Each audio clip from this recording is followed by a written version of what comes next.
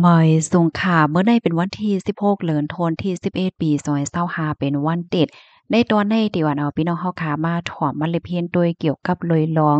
แร่เอิร์ธเนี่ยเนาะอันนั้นก็แฮ่หาหยาบในค่ะนะแฮ่หาหยาบอันว่านั่นค่ะมันในก็จางป่อไล่ละลายตีค่ะเนาะตีเปิกโลกโตตั้งโลกเฮ็ดจังได๋ค่ะอ๋อก้อยกะว่ามันอยู่ที่ว่า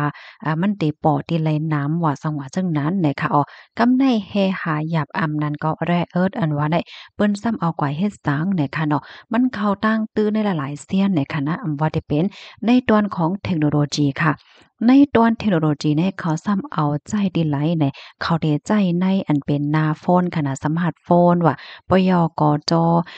LCD แล้วก็กองถ่ายแล้วก็ชิปคอมพิวเตอร์และจังไหนเนี่ยค่ะนะ ติหม่านติโฟนเฮาค่ะเนี่ยตั้งพี่น้องค่ะห้องสังบางก็ที่ห้องว่าหน้าจอเนี่ยค่ะเนาะวินโดว์ว่าเฮาว่าเฮ็ดจั่งใดเนี่ยค่ะนะเอาใจตื้อเลยดินนั้นเฮ็ดไหนกำในเพราะว่าเฮาค่ะมาโดยในตวนของแบตเตอรี่เอาเฮ็ดอันเป็นก้า EV และจั่งใดเนี่ยค่ะนะมันนี่ก็ได้จอยเฮ็ดให้เปิ้นฮ้องว่าจั่งเหงือเฮ็ดออกโลดก้าไฟฟ้าให้ก็จอยลดย่อมลองปล่อยไอก้องไอกว้านเข้าจู้อากาศซ่า ลมถวยใจว่าสังว่าจึงให้เฮ็ดให้เอาพี่น้องเฮาค่ะ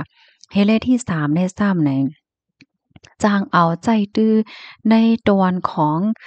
เคิงเลเพียนอากาซ่ากลางหาวจังไหนป้าเทียงลูกกวนค่ะนะก็เบิ่นนั้นแลแร่เอิดอันว่านั้นมันมีกามีขันแท้ๆเสียวก็มันซ้ำหาหยาบนั่นค่ะน่ะมื้อเหลียวได้เฮาคาได้หันเลยว่าเมืองใหญ่เมืองหลวงเมืองมหาอำนาจเขาไหนในเปิ้นรู้นะคะเนาะเปิ้นแค่ไล่หน้านี่นะกำในเฮาคาซ้ำบ้านลิเพียนด้วยค่ะเนาะว่าแร่เอิดอันว่านั้นมีไว้ที่เมืองไหลนำเลือสิเปิ้นเนี่ยค่ะ อันมีน้ำหนักหรือสิเปิ้นสุดในโลกลมฟ้าหมายที่หนึ่งในเป็นไว้เมืองเขเนี่ยค่ะเนาะเพราะว่ามานับสอนตั้งน่ะมันก็มีอยู่270,000แมดิกตันเนี่ยเนาะที่2เนี่ยเป็นอเมริกาค่ะมีอยู่45,000เฮง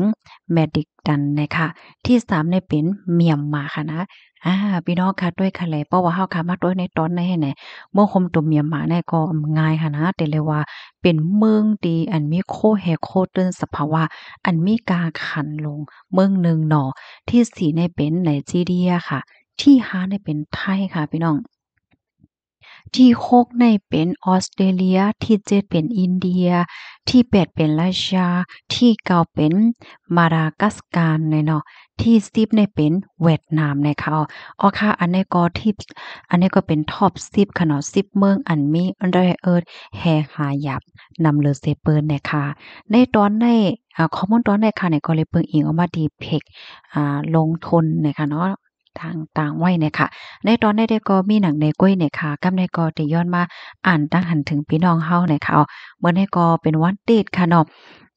บางก้อนก็ลือฮือลือใจค่ะเนาะในตอนรายการเฮาค่ะได้ก็ได้เมาๆก้วยเนาะมื้อได้ค่ะนะปีศาจใจเฮาค่ะต้องทำมาในว่าหาโตมันอำหันซ้ำเตเอาอีสังมันกว่าเผาหนานนั่นอำป้อป่องใจเนี่ยค่ะว่าอันนี้ก็ปันตั้งหันถึงมาตีสาวไทยก็นึงย่าเปิ้นเอาไฟช็อตถึงที่ป้อรุดเซ็งนี่เนาะ มันเป็นเฮ็ดจังได๋คะนี่ตั้งฝ่ายจอยเทียมแลตั้งฝ่ายญาติพี่น้องมานางแน่หาขับโตมานางในอำหันก้อยกะว่าอันสืบฟ้นมาลัดก้นตีเฮิรนในซ้ำเป็นตีคอมพานีตีอันมานางเฮ็ดการเฮ็ดจังเนี้ยค่ะเขาสืบฟ้นมาลัดว่าลูกยิ่งสู่ในลู่เซ็งสายใจกว่าเหย้าหน้าเสร็จแล้วเฮาติ เผาเหย้าสังเหย้าเฮ็ดจั่งใดนั้นคั่นน่ะก้อยกะว่าก้นตีเฮิรนแต่ก็อำหันคับโตมันนางเป็นว่าเฮ็ดไหนก้อยข่าวลองในเมื่อว่าค่ะเนาะว่ายหลังเสข่าวอะไรต่างข่าวในกว่าก็มีข่าวคืบหน้าออกมาว่าทางฝ่ายภูมิพลพรเขานั้นไล่หันโตมันเหย้าเฮ็ดไหนค่ะว่านะไล่หันคับโตมันนางเหย้าเฮ็ดไหนค่ะเนาะก้อยไล่โหอยู่ยามมันแต่ก็อำไลกว่าอ่านต้วยเนี่ยค่ะลองตั้งมาในเป็นว่าเฮ็ดไหนเนี่ยค่ะมันเต็มมีมใจค่ะก้นหมางก็ตี กว่าเหตุการณ์จ้าเพี้ยนในนั้นค่ะนะมันก็แน่มันสังถูกก็เลยถูกย่าเหี่ยมาสัง5เซงกว่าในก้นที่อันเปิ้นแหมอำนั้นก็ก้นตีนั้นได้เปิ้นก็โฮนั่นค่ะนะก้อยกะว่าอันโฮว่าเป็นหือเป็นหาพ้องในก้นตีเฮิรนญาติพี่น้องเฮ็ดในนั้นน่ะเนาะค่ะลองตั้งเป็นไว้เฮ็ดแหน่เนาะมาแทงตั้งหันถึงอันหนึ่งค่ะปีเฮาคัดแต่มามื้อเหลียวในของสิซึ่งมานเขาก็เฮ็ดปันร้องเพลงเป้งตาก้นเมืองหลีอยู่เหย้าเนี่ยเนาะ เมื่อนาวานเมืองเตลีมาอยู่เนี่ยเนาะอ๋อค่ะอันนี้ก็ปันตาหันถึงมาเกี่ยวกับไปลองการผิวมวยกวาดล่างจุ่มจับเพียนเนี่ยค่ะเนาะก็นั่นเหี่ยวค่ะมือเหลียวในหลายๆเมืองค่ะเนาะเปิ้นก็โคมมือกันเหี่ยวก็ผิวมวยกวาดล่างเต้ๆวาๆเนี่ยค่ะนะก็เพราะว่าจับเพียนเขาได้ลอกไล่เรียนเขาก็ซ้ำป่อมาดีๆค่ะเนาะเหมือนจังหนังเมื่อว่าที่เฮาข่าวถอมข่าวกว่านั้นนางยิงนั่นยาอมใส่ก้าแอลกอฮอล์กว่าเนี่ยเป็นข่าวใหญ่ลงที่ในเมืองไทยค่ะนะเปิ้นว่าเฮียงแลเป้ว่าลิโกลิกากนั่นค่ะนะเนาะอ้ออำถามว่ามันได้เป็นอำถามว่าเขาได้ฮัดลงบ่ตันได้เฮ็ดจั่งใดนะฮับถอมข่าวอยู่ตาเสเนี่ยเนาะ โนโนเคอ่อนนั่นมันไปใหญ่ค่ะอ้อใจค่ะอันในก็เป็นเพศกึ่งกลางแห่งการไหนค่ะเนาะในก็ไหลรูดเสียงกว่าเฮ็ดไหนค่ะว่าไหนนะ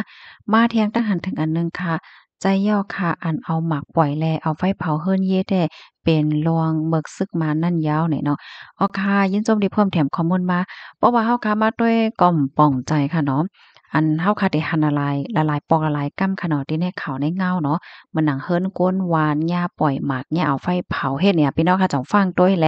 จ่องมีข้อถามเหมือนกันตั้งค่าเฮาค่ะเนาะและหลายๆก็มีความถามค่ะเนาะเอาหมากกว่าปล่อยใส่เฮิรนเอาไฟกว่าเผาเฮิรนว่าไหนเฮาก็บ่ฮู้ว่าเปิ้นมีเปิงและมีเยื่องอ่านจึงหือนั่นขนาดเนาะเพราะว่าเป็นบางตีได้ก็สอนเสนอว่าเฮิรนหลังใน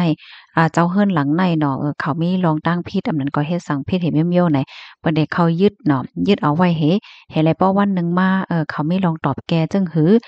เขาผิดได้ห้ำผิดได้ห้าเพราะว่าผิดได้ก็ปั่นขึ้นเฮิรนเพราะว่าผิดได้ก็ตาได้แลเงินเอาตาได้แลเฮิรนขึ้นได้แต่แลปั่นเงินหยอกกันได้เนี่ยเฮิรนก่อมก๋อยอะมันมีไหลกับไหลนั่นขนาดเนาะก้อยก็ว่าเฮาก็ฮู้ว่าเปิ้นอ้วนจึงหือได้ค่ะเนาะเอาไฟเผาแป๊ดเอาหมากปล่อยให้เนี่ยมันก็ก๋อยๆๆๆๆให้เนี่ยเฮ็ดแล้วตาได้ก่อสร้างก็มันก็ง่ายเนาะมันจะหนังโคว่าเส้นตาสายต่างว่า และเจ้าหนายให้แหน่เนาะมาแทงคาพี่สาวเฮาเตรียมมาน้องปีอ่ำใจร้องแต่คาโยอะเป็นร้องแต่เป็นตีนอกเมืองค่ะนะเมียเฮาอ่อนอันเกิดมามีหมักตาข่อยเหลวแน่อันนี้เป็นร้องแต่ค่ะ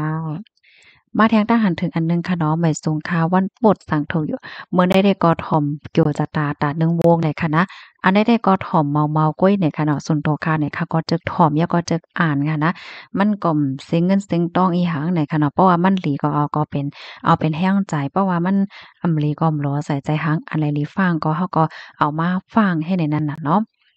มาแทงตั้งหันถึงอันหนึ่งค่ะฮับถอมข่าวเงาอยู่ตาสีเนาะ ยินโจมตีอันตรงตักมาแล้วก็ปันโหใจมาแหล่จึงไหนเฮ็ดหยังเนาะดีพี่น้องค่ะอยู่บางทีก็เล็บเตกัดยาวค่ะเนาะบางทีก็ห่างเฮียนติเฮ็ดปังป้อยห่มโจมรับตอนปีใหม่ใต้อยู่ยาวเฮ็ดจั่งใดอะนะใจไล่ใจข้าวกัดเหมือนปีหมอกเจงฮอมอะข้าจื้อฮ้องว่าทรายหมอกฮอมค่ะนะมีหลายๆก็ใกล้ห้องค่ะว่าหมอกเจงฮอมไหนค่ะมันเหมือนกันติไหลก็บ่ฮู้อันไหนค่ะก็ป่องใจค่ะนะข้าเฮาจื้อฮ้องว่าสายหมอกหอมไหนเนาะ มาเที่ยงทหารถึงอันหนึ่งค่ะพี่จ้ายเฮาค่ะแต่มาป้อจ้อมหลังลอบผ้าตกซุ่มใจฮักโตเจ้าเก่าได้ไหนเนาะอันนี้ก็เป็นลองตีหลีนักใจค่ะนะเปิ้นว่าก้นหนุ่มก้นกัดก้นเขียนก้นมีปัญญาได้เตมาอ่อนน้ำเฮาค่ะนั่นก็เป็นก้นมาจี้นี่เส้นตั้งอันไรผิดอันไรถูกกว่าสังว่าจังไหนเนี่ยนั่นน่ะเนาะก้อยก็ว่ามื้อเหลียวในไล่หันก้นหนุ่มอำเอค่ะนะที่อันเข้ากว่าในตรงวงจับเพียนในอันนี้ก็เป็นลองตี รีเซลายแต่เฮ็ดเนี่ยเนาะก้นหนุ่มเขาก็ซ้ำเตว่าย้อนเพราะว่าอำมีตั้งเลิกในเนาะมันก็เตว่าจังนั้นก็เพราะว่าการงานก็มีก้นเฮาสภาวะสำโรอยู่โลกินเฮ็ดเนี่ยนะมันก็ก้องเกี่ยวกันหมดค่ะเนาะเพราะว่าเมืองสุขไหนลองไปมักมีอำลีแหละจังแนวเนาะ มาแทงค่ะเนาะปีจอมหานแล้งเฮาแต่มามีคำอีกหนึ่งซ้ำไข่แหน่เปิ้นอะโลยสาวแห่งการว่าเป็นสาวใต้อำฮัวนั่นเมืองเกาะกรุงเทพก็ก้นใต้ก็นำค่ะรู้ไหนคอยสายข้อกว่าเอวกะเท่ได้ว่าได้นะเสียก็ย่าเปิ้นคุกจันกว่าแน่เนาะมาแทงค่ะไม่ทรงกลางในเจ้าค่ะพี่สายหมอหอมในค่ะว่านะออค่ะไม่ทรงกลางในค่ะออค่ะยินจมกุกอค่ะยินจมเมนำถึงพี่น้องค่ะกุกอโกโก้นตีอันต้องตักและปันตาหันถึงว่าค่ะ ย้อนให้อยู่หลีกินหวานในรถเพ่กันค่ะเนาะหมอยสงค่ะ